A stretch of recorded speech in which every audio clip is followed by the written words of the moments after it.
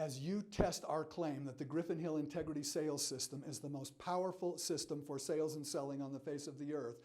We've talked about process, plays, metrics, and coaching. This section delves down a little bit into coaching.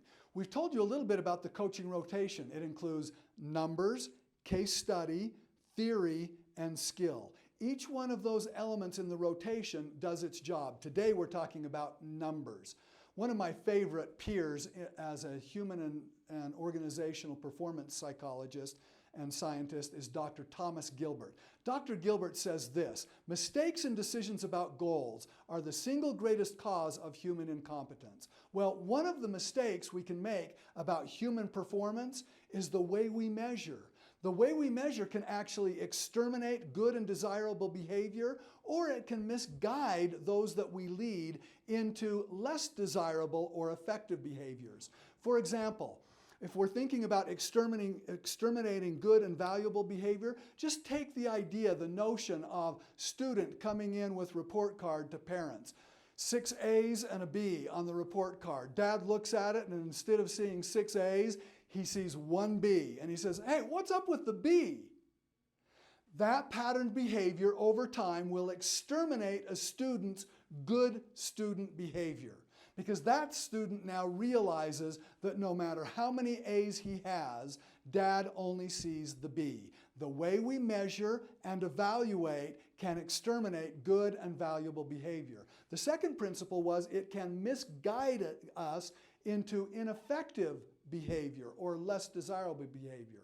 I was working with a sales team going out with one of their salespeople. The leadership of this team didn't exactly know why this salesperson was non-performing, because he was working so hard. One of the standards that company had for their salespeople performance was to be in 25 meetings every month.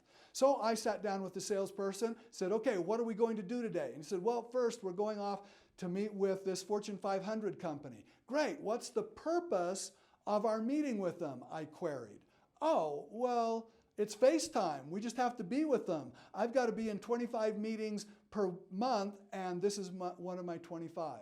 So sure enough, on our way to the meeting with the Fortune 500 company, we bought coffee and donuts and took them, sat down, people congregated, we ate coffee and drank coffee and ate donuts, and then we left. We didn't advance that sale at all. Metrics helps us. The way we measure helps us to advance the deal, helps us to advance the sale. It helps us to understand the facts, the meaning, the feeling, and the action of every individual's performance. Are they on track to do productivity, proficiency, and productive measures? You can learn more about productivity measures, proficiency measures, and performance measures.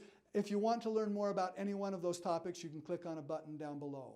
What we know is that by utilizing the Griffin Hill numbers and the metric system, we can identify individual salespeople's strengths. When we identify the strengths, then we can leverage them to greater success. We achieve from our strengths. We can also identify some places where we need improvement. And by correcting behavior that does not lead to the desired performance outcomes, we get great performance results.